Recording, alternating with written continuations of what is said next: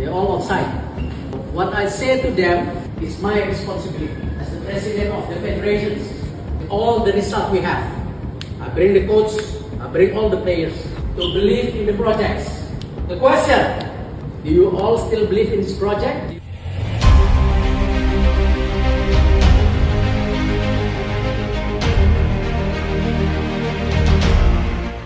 Ternyata diam-diam PSSI sudah siapkan pelatih baru pengganti STY. Mantan pemain top dunia digadang-gadang jadi penggantinya, Erick Thohir. Kalau kita mau lolos, kita wajib menang.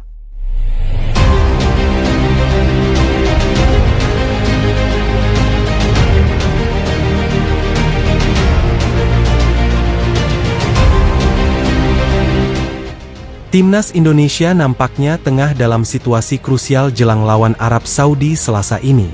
Pasalnya, selain ada pressure dari supporter terhadap performa anak asuh STY, dari PSSI sendiri juga memasang target yang cukup tinggi untuk hasil laga nanti.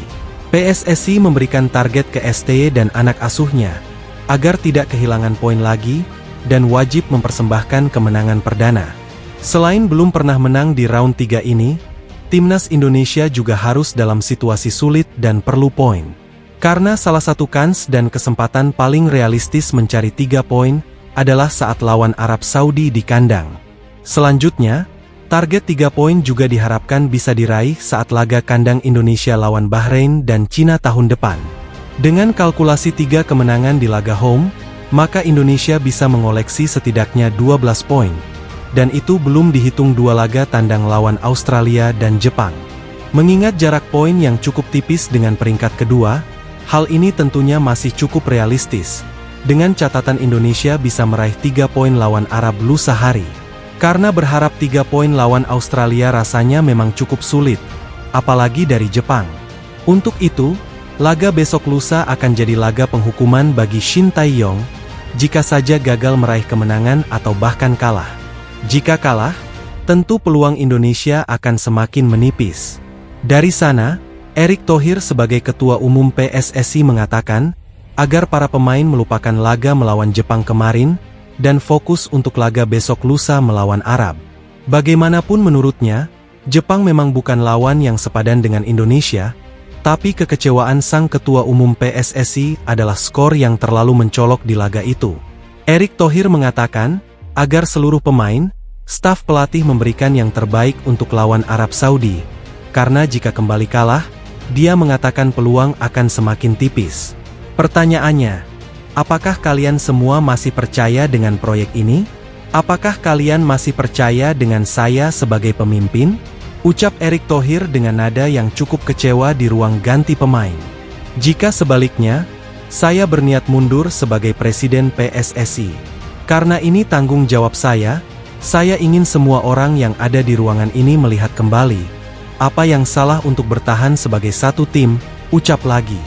Dari ucapan itu diartikan bahwa akumulasi dari kekecewaan Erick Thohir sangat dalam. Walaupun dia memang tidak menargetkan kemenangan di laga lawan Jepang kemarin, karena secara realistis dia juga paham kekuatan Jepang, tapi secara skor yang terlalu telak diindikasikan sebagai bentuk kekecewaan Erick Thohir. Setelah itu, wawancara di area stadion saat Erick Thohir meninggalkan ruang ganti, dia juga sempat mengatakan kalau ini belum selesai. Dia mengatakan untuk semua pemain agar bermain secara habis-habisan di atas lapangan, dan mencari 3 poin lawan Arab Saudi. Maunya pada pertandingan ke-6 besok pasti menang melawan Arab Saudi. Orang melawan Jepang juga maunya menang kan? Jadi kita masih punya peluang, tidak ada yang tidak mungkin. Dan semua pelatih pasti dievaluasi, ucap Erick Thohir. Selain itu, berita yang cukup ramai akhir-akhir ini adalah tentang nasib STY yang nampaknya akan dilihat di laga lawan Arab Saudi nanti.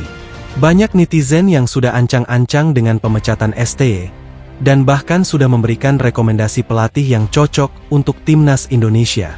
Nama Ruud van Nistelrooy santer terdengar hari-hari ini. Latar belakangnya sebagai mantan pemain sepak bola terbaik dunia, dan juga sebagai pelatih menjadi alasan beberapa netizen menyodorkan nama tersebut. Selain itu, Ruud van Nistelrooy juga berasal dari Belanda, jadi secara kekuatan emosional dan bahasa tentu akan lebih dekat dengan para pemain yang sekarang memang banyak keturunan Indonesia Belanda. Selama ini, faktor bahasa dari pelatih STY dengan pemain memang menjadi salah satu hal yang cukup krusial. Karena STY sebagai orang Korea Selatan nampaknya tidak bisa berbahasa Inggris apalagi Indonesia.